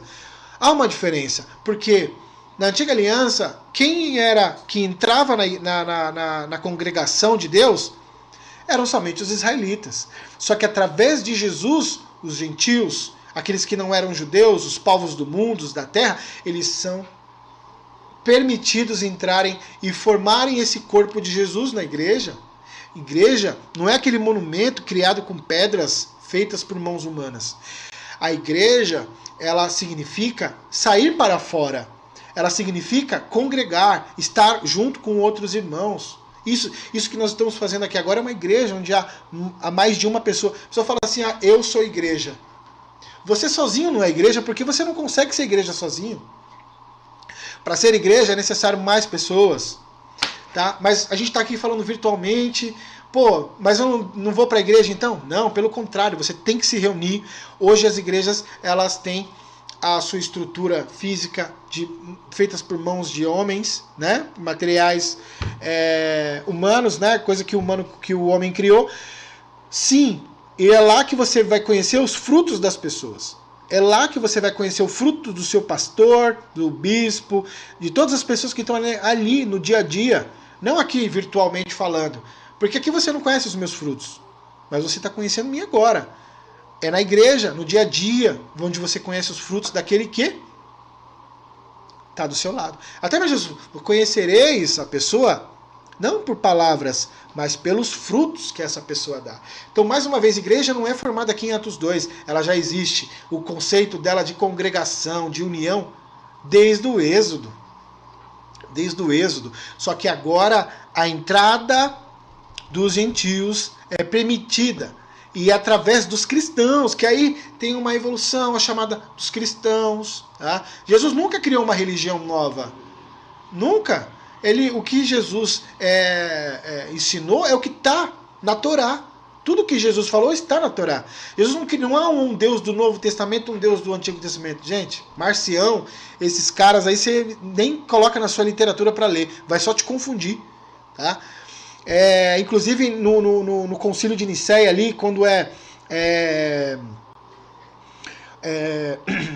quando é criado, institucionalizado a religião cristã como oficial do Império Romano através de Constantino, gente, são 2.000 anos, 1.500 anos aí com essas dogmas e doutrinas de homens. Temos que sair disso, gente. Sair disso, ouvir a palavra, andar com Deus conforme a tua palavra. Martinho Lutero fez um bom trabalho ter separado ali aquilo que a Igreja Universal, né, que a Igreja Universal, que a Igreja Católica fez, mas ele cometeu por outro lado, algo tudo errado, que criou um livro contra os judeus, antissemitismo. Calvino mandou matar. Vamos seguir aquilo que Deus está nos dizendo, nos ater à tua palavra, a entender, a compreender. Tá? Outra coisa importante também, eu estou falando aqui de carral, de eclesia, que são, né, o mesmo significado. E guarde aí, ó, Deuteronômio 4:10, Deuteronômio 18:16, Deuteronômio 5:22, Êxodo 12:16, são ali palavras carral, tá? Que é congregação. Jesus foi o primeiro a fazer o uso dessa palavra, tá? E ele aplicou a um grupo que se reuniram em torno dele em Mateus 16:18. Gente, outra coisa importante é que eu não consigo me segurar quando eu estou diante de textos como esse aqui e não poder explicar. Se torna um pouco prolixo aqui de fugir do assunto, mas é rapidinho. Inclusive o que está acontecendo ali em Mateus 16:18. Os apóstolos reconheceram publicamente Jesus como Messias, como o Filho de Deus, o Filho de Davi, né? Ben Davi. E aceitaram os princípios de Deus, do reino de Deus. Beleza. Jesus diz o que para Pedro ali em 16:18? Você é Pedro, e sobre esta rocha... Aqui dá um entendimento plural entre Pedro, sobre Pedro, porque tem um jogo de palavras aqui, e sobre a rocha onde eles estavam pisando, a terra. Tá? Você é Pedro, e sobre esta rocha edificarei a minha carral, a minha igreja, a minha eclesia. E todas as forças do inferno, em grego que é Hades, né, não prevalecerão contra ela. E eu darei a você as chaves do reino dos céus. Ó, chave do reino do céu. As coisas em que você ligar ou atar na terra serão ligadas, atadas no céu. E as coisas que você desatar ou desligar serão ligadas ou desligadas. Né? Se ele ligar ou desligar, vai ser ligado na terra como no céu. Tá? Então advertiu os discípulos que não contassem aos outros que ele era o Messias. Gente, o que significa isso? O que Jesus está falando que através dessa pedra edificaria a minha igreja? Percebam que Jesus está dizendo assim para Pedro: Pedro, eu edificarei a minha igreja sobre esta rocha. Como mais uma vez o entendimento no plural sobre Pedro ou sobre a rocha.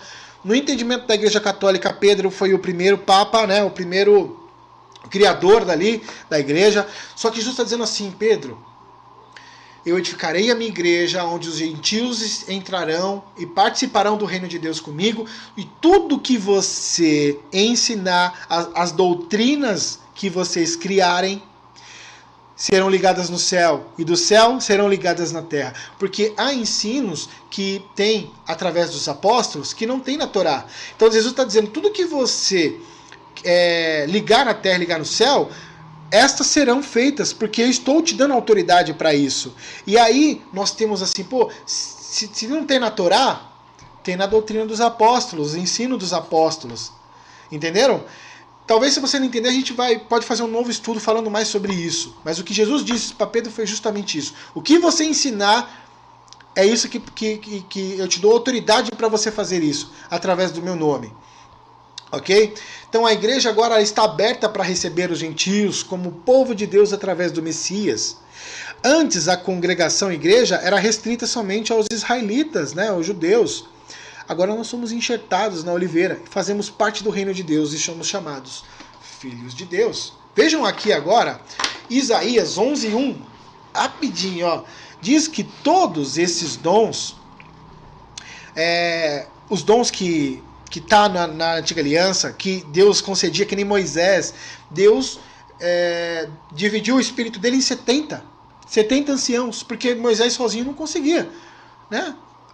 Administrar todas aquelas pessoas vindo com problemas, às vezes problemas fáceis de resolver, mas Moisés estava atento a outras coisas mais importantes. E aí Moisés não aguentava, o Senhor foi lá e dividiu o espírito dele em 70 anciãos. Vejam que o Espírito de Deus atua nas pessoas, só que aqui atua de forma individual. Ele atuava de forma seletiva. O mesmo Espírito que entrou em Saul lá, por exemplo, foi retirado, foi dado a Davi. Então nós temos os dons dos profetas, os dons dos líderes, dos reis. E esses são os dons que está ali no Novo Testamento. Em Atos 2, ó. Isaías diz assim, todos esses dons foram recebidos pelos patriarcas, pelos profetas, reis e a Moisés. O Espírito de Deus, ó, mas o Isaías diz assim, ó. Isaías 11:1. E aqui, mais uma mensagem messiânica falando de Jesus. O Espírito de Deus estará com o seu servo escolhido, o ramo novo. Quem é o ramo novo? Jesus Cristo. O que vem da raiz de Jessé. Jessé, pai de Davi.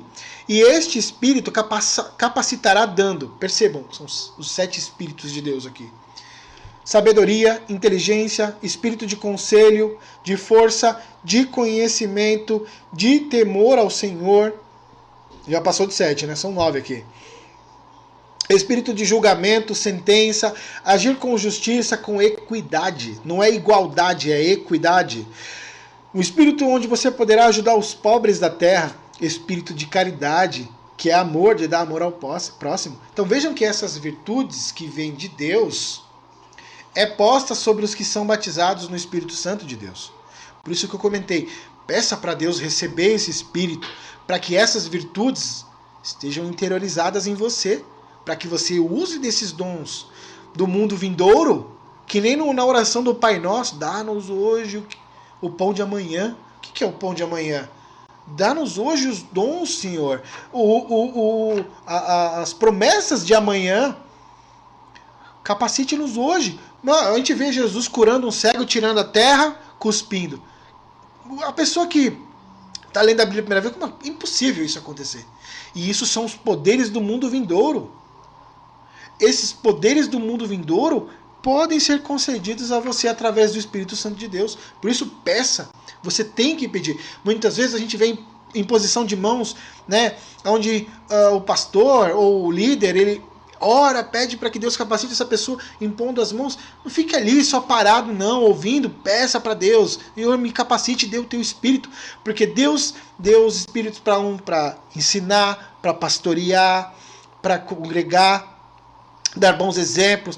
Todos esses dons aqui será entregue na vida dos filhos daqueles que pedirem, daqueles que estiverem de acordo com a lei de Deus, tá?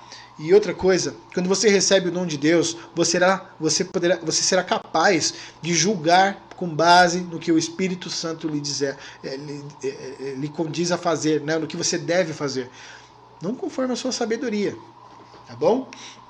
Nunca se esqueçam que antigamente vocês eram gentios e de que eram chamados incircuncisos pelos que se chamam circuncisão por mãos humanas. Paulo está falando aqui dos gentios. Nunca se esqueçam de que antigamente vocês eram gentios, de que eram chamados de incircuncisos. Por quê? A circuncisão que era feita no 8º dia era uma marca no corpo do servo de Deus, do Filho de Deus. Por isso a circuncisão. Por isso que nós vemos muitos debates no Novo Testamento, na Nova Aliança, que os judeus que receberam o Messias, Jesus, queriam circuncidar os gentios. Não, calma aí. Gente, não queremos pôr cargas em cima de vocês.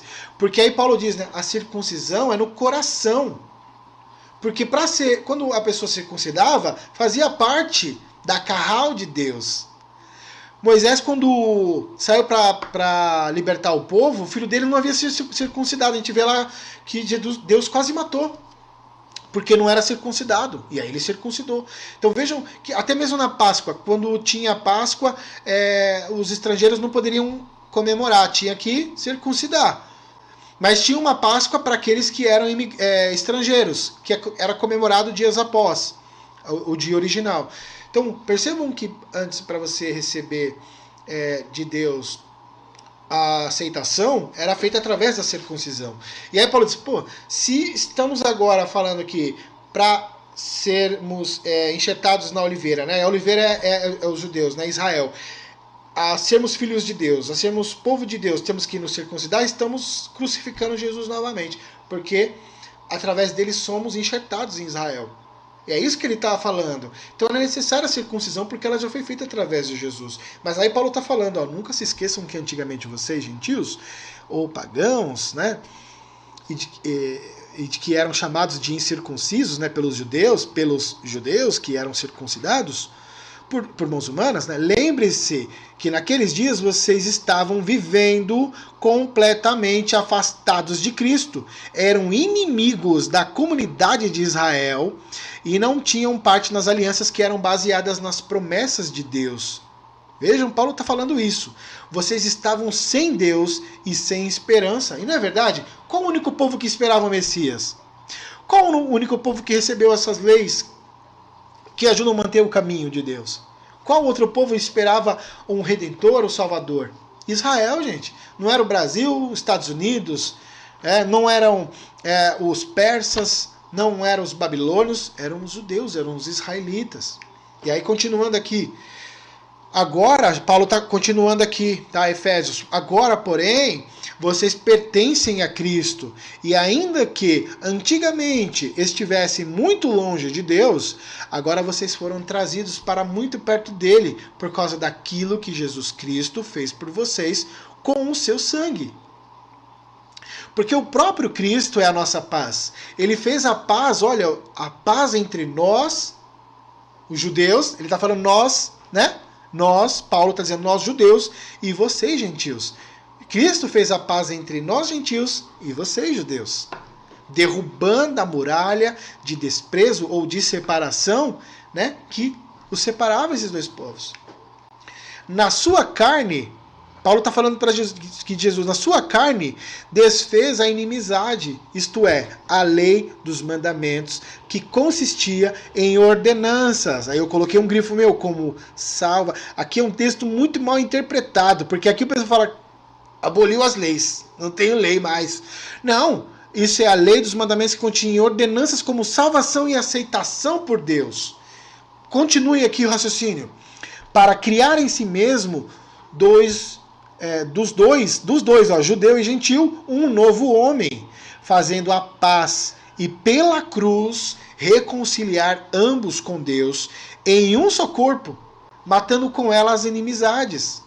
E, vindo, ele evangelizou a paz a vós que estáveis longe e aos que estavam perto. Porque por ele, ambos temos acesso ao Pai em um mesmo Espírito. Grifo em amarelo. Olha o que Paulo está dizendo sobre a lei. Por ele, ambos temos acesso ao Pai em um mesmo Espírito através de Jesus. Ele não está falando que aboliu a lei, que antes, para você chegar a Deus, era a observância da lei, dos mandamentos que consistiam nessas ordenanças pela salvação e aceitação por Deus. Somos aceitos por Deus agora pela fé, por crer em Jesus, por sermos batizados. Entenderam? Continuando, assim, já não sois estrangeiros nem forasteiros, mas concidadãos dos santos e da família de Deus, edificados sob o fundamento dos apóstolos. Olha aqui, Mateus 16, 18, Jesus falando, né? Sobre o que você ligar na terra, ligar no céu, sobre o fundamento dos apóstolos e dos profetas, de que Jesus Cristo é a principal pedra angular, no qual todo o edifício, bem ajustado, cresce para templo santo no Senhor, na qual também vós juntamente sois edificados para a morada de Deus no Espírito. Gente, isso é fantástico, essa leitura.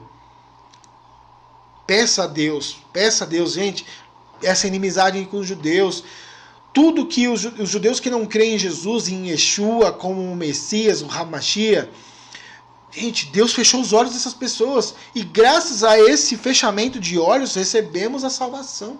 Não foi judeu, não foi romano que crucificou Jesus, foi o pecado que entrou no mundo.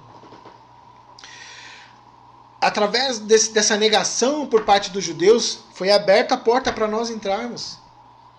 Entende? Essa é a chave do entendimento. Em Zacarias 12, há uma profecia para os judeus ortodoxos, judeus que não creem no Messias Cristo e Yeshua. Tá? E leiam depois Zacarias 2. Cara, é fantástico, é maravilhoso de pegar aquela leitura de que eles se arrependerão sabe, daquele que foi transpassado. Eles chorarão amargamente por ter feito aquilo. E aquilo vai ser um recomeço. Sabe? Uma forma maravilhosa de nós vermos isso, sabe? E quando vemos isso, saberemos que está próximo.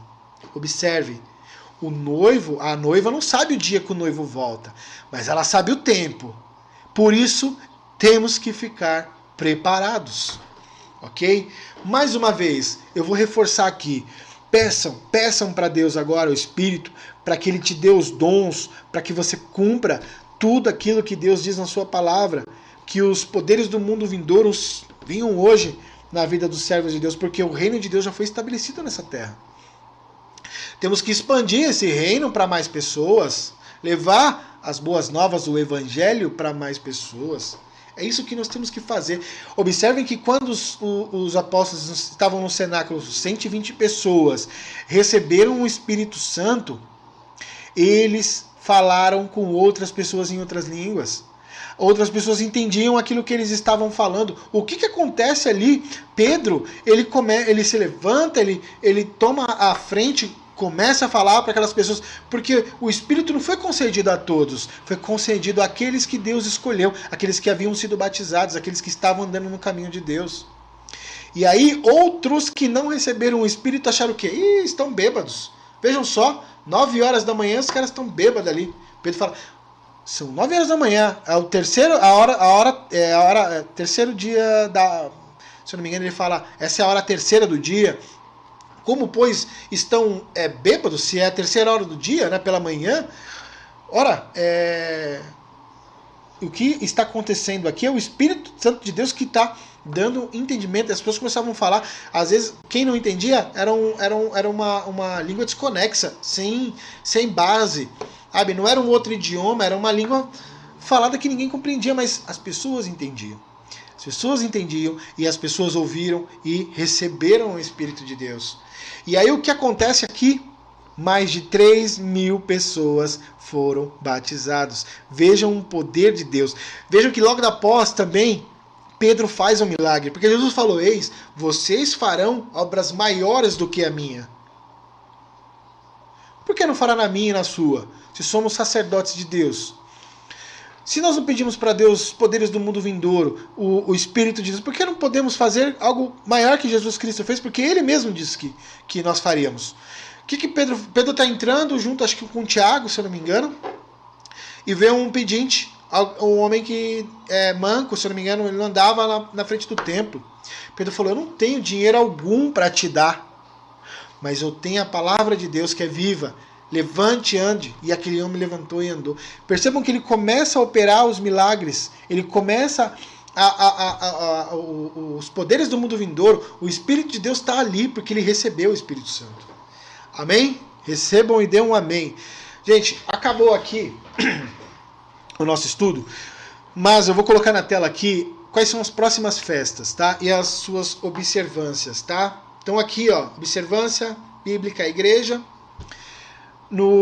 Na coluna ao meio nós temos o que foi ordenado ali na Taná, né, no Antigo Testamento. Ao lado direito, observada por Jesus Cristo, pelos apóstolos ou pela igreja no Novo Testamento. Gente, nós temos que restaurar a igreja primitiva.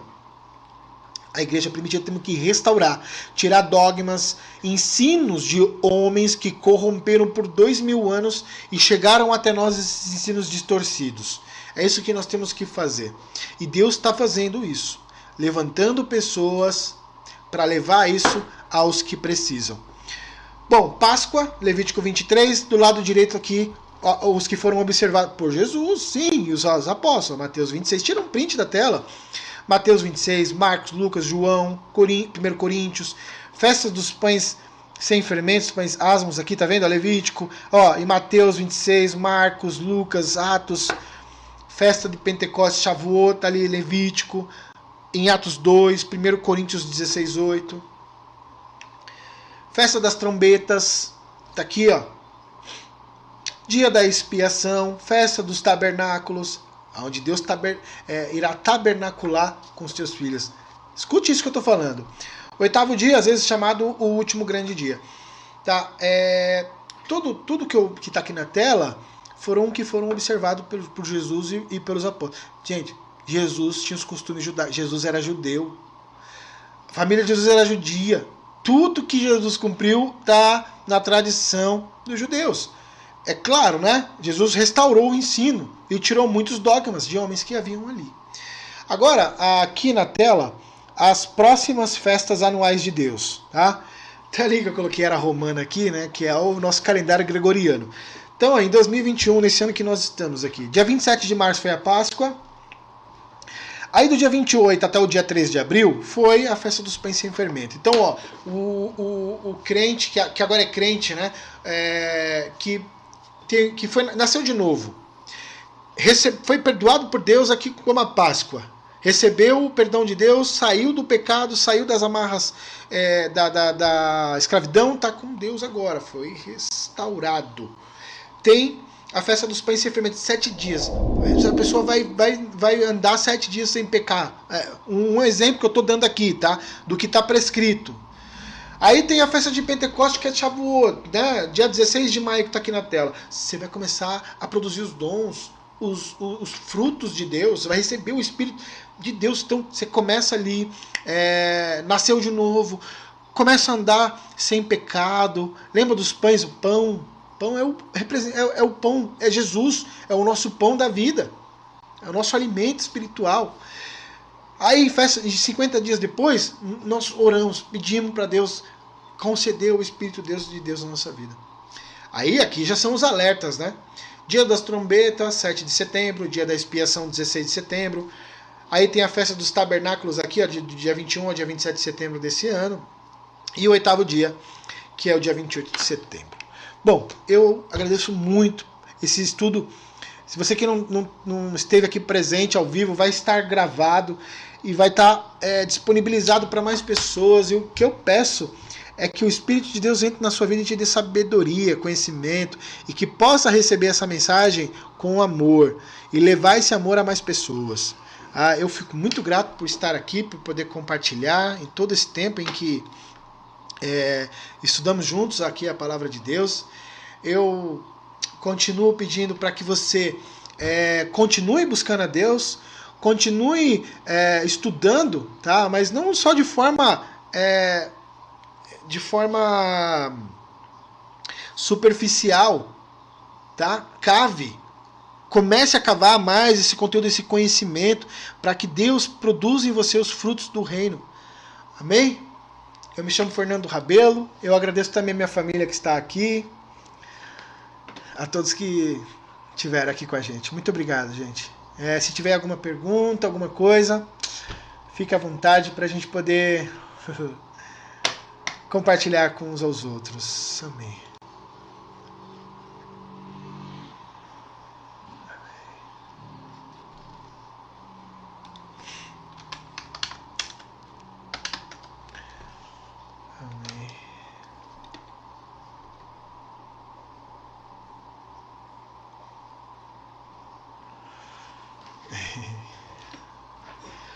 Valeu, gente. Fique com Deus. Uma excelente semana. Que Deus abençoe cada um, dando a cada um o que precisa. E não se esqueçam de, quando orar, pedir para Deus capacitar a vida de cada um. Em nome de Jesus. Amém.